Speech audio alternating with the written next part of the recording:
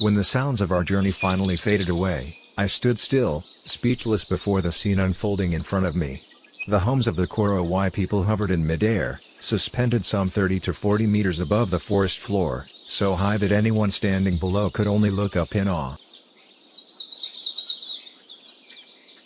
They resembled small fortresses perched atop towering trees, defying gravity and time itself.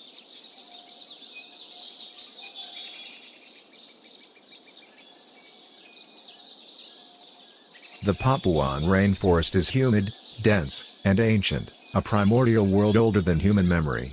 And deep within this thick, wet, timeless jungle, the Korowai have chosen to live above the canopy.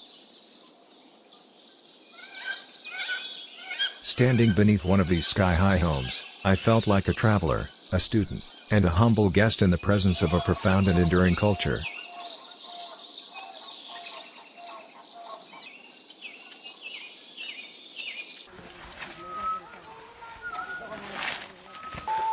A young Korowai man named Lali approached with a warm smile, and the challenge began.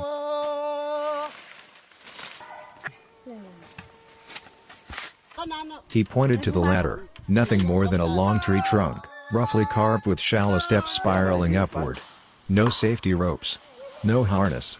Only bare feet, trust, and courage. Go, Lali gestured, his smile playful yet welcoming.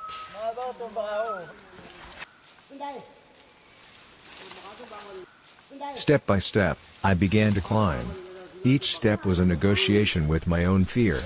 The house swayed gently in the wind, revealing a vast ocean of green treetops far below.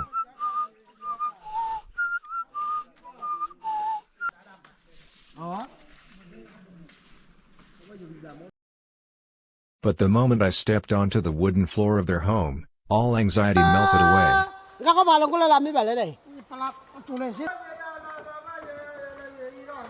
At this height, everything suddenly made sense. Living above the ground protects them from floods, insects, and dangerous animals, while allowing them to observe changes in their surroundings from afar.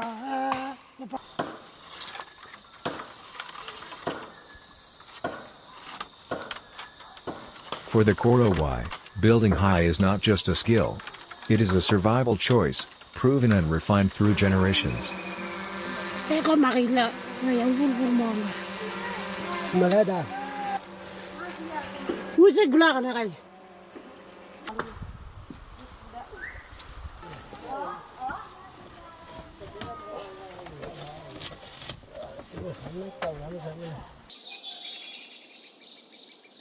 This journey into the Korowai world was more than an adventure.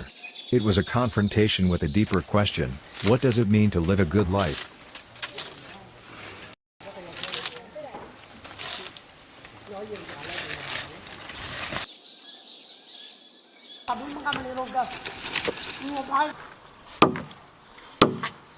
We chase comfort, possessions, and noise.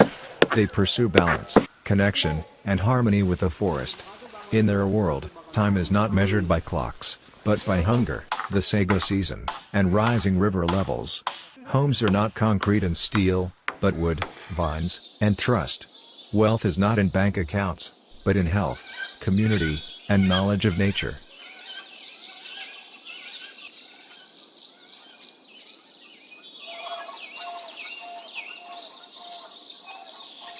High above, between clouds and jungle winds, I found something unexpected: clarity.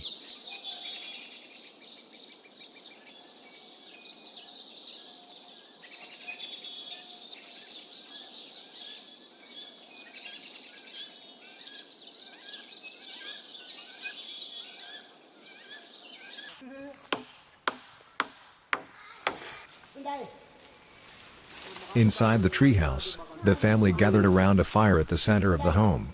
Smoke drifted slowly through the gaps in the walls, blending into the mist floating across the canopy.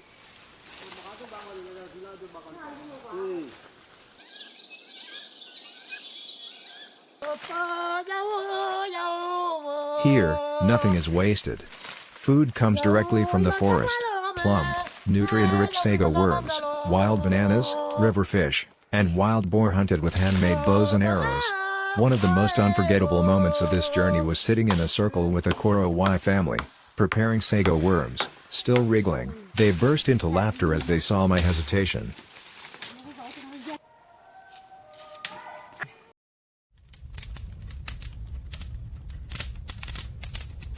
But when I took my first bite, sweet, rich, and far beyond anything I had imagined, the entire space seemed to light up. In that moment, I realized, this was not a challenge. It was a ritual of connection, their way of saying, "You are our friend."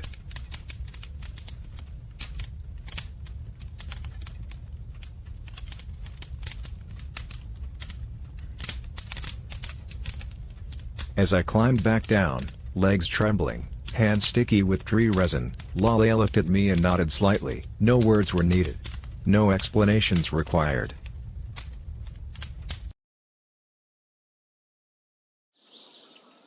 Because up there, in their world, I had understood one thing: the Korowai do not merely live in the forest. They belong to it. Their homes sway with the wind, their stories flow with rivers and streams, their identity runs as deep as the roots of the ancient trees that hold them aloft. They remind us that humans once lived in harmony with nature, not opposing it, not conquering it, but as a part of it.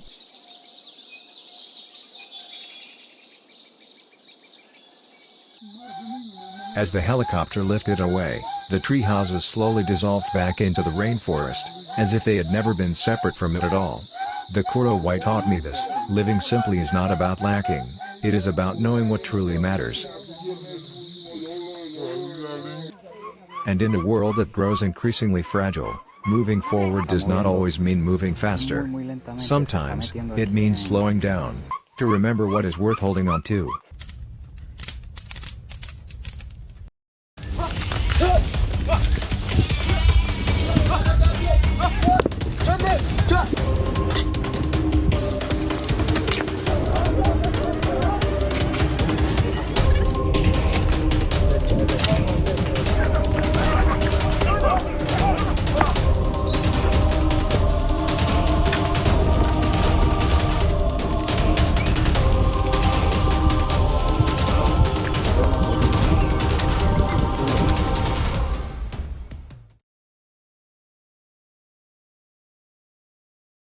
Today, let's embark on a special journey with Tribal Earth Travel, a journey not only to explore the culture and history of ancient tribes around the world, but to genuinely understand them. Our trip to Tanzania is more than just travel. It is a quest for answers to a profound question. The African savanna is one of the most unforgiving environments on the planet: scorching heat, scarce water, and predators lurking at every corner. How can humans survive without modern technology? The answer lies in the dry lands surrounding Lake Eyasi, where I found the Hadzabe tribe.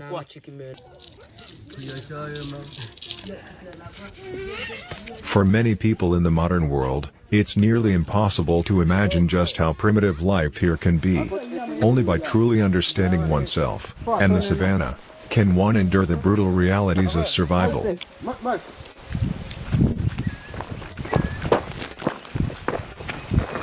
There are no guns, no metal traps, no support from the outside world. Their bows are handmade from tree branches, their arrows are sharpened by hand and coated with plant resin to bring down large animals more easily. Now, let's explore the Hadzabe's survival secrets, from poison-tipped arrows to their iconic click language, to feel the power of instinct, medicinal knowledge, and the spirit of community.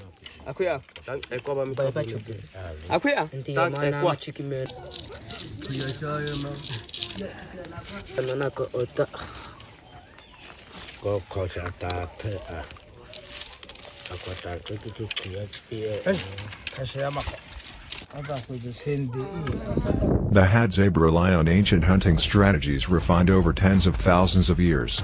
The first striking feature: absolute silence. They never rush. Each footstep is placed gently, almost floating over the dry earth without a sound.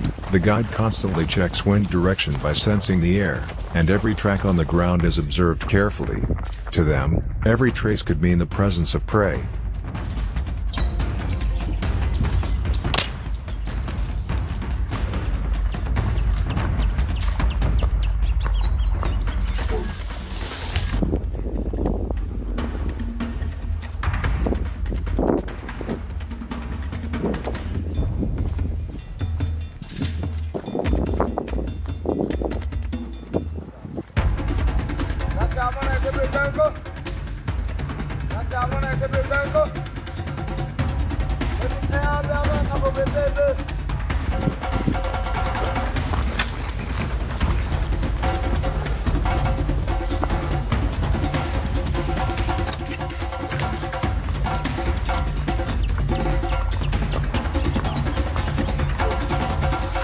Walking against the wind ensures that their scent doesn't give them away, a basic yet vital tactic that modern hunters now replace with advanced equipment, but it is precisely the simplicity that allows them to blend seamlessly into nature. When prey appears, all communication happens through subtle eye contact and hand gestures, a slight nod, a blink, a small shift in stance, and just like that, the group moves as one, forming a silent attack formation. Watching these tactics, my respect for them only grew. Their hunts are not random confrontations, but masterclasses in patience, precision, and ancient survival wisdom.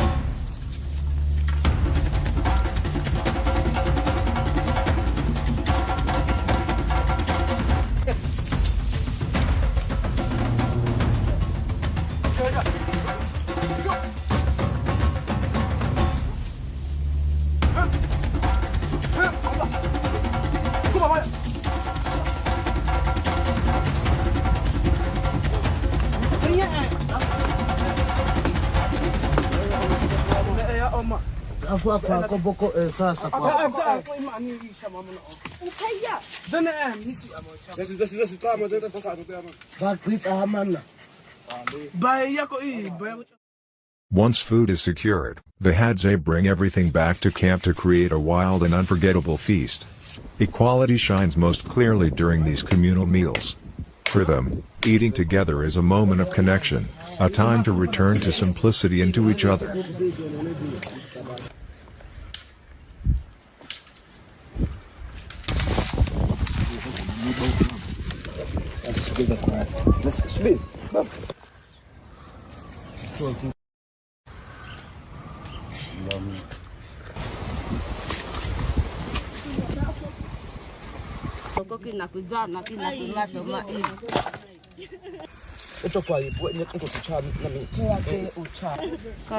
Preparing a meal feels like a ritual. No gas stoves, no ovens, no metal cookware, aside from a hunting knife. Most food is placed directly on hot embers to roast, or cooked with freshly gathered berries and tubers, producing flavors that are primal, raw, and unforgettable. It is a taste untouched by modern seasonings, food in its purest, most honest form. And no matter which hunter brings back the biggest catch, the best cuts of meat are still shared equally, from elders to children. This unwritten rule of fairness is part of what defines the Hadzabe spirit. After observing their preparation for the hunt, I began to understand the deeper principles that guide this tribe. To truly know them, you must understand their balanced, pressure-free division of roles. Men take on the responsibility of hunting, bringing back precious protein. Women, with their extraordinary knowledge of plants, forage for fruits, tubers, and water sources. Each person has their role, yet none is considered more important than the other. Every role is a piece of a perfectly harmonious life lived alongside nature.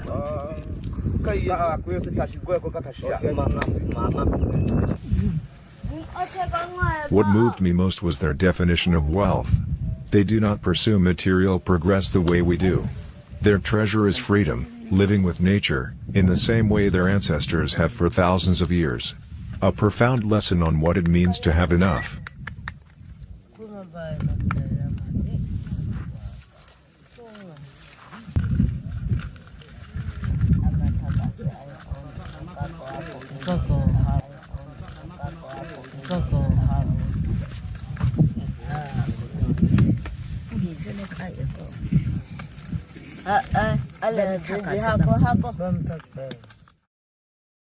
You know, what I admire most about the Hadzabe is not their hunting skills or their ability to survive in such a harsh environment, but their simplicity, authenticity, and courage to embrace the challenges of life, qualities many of us in the modern world have lost.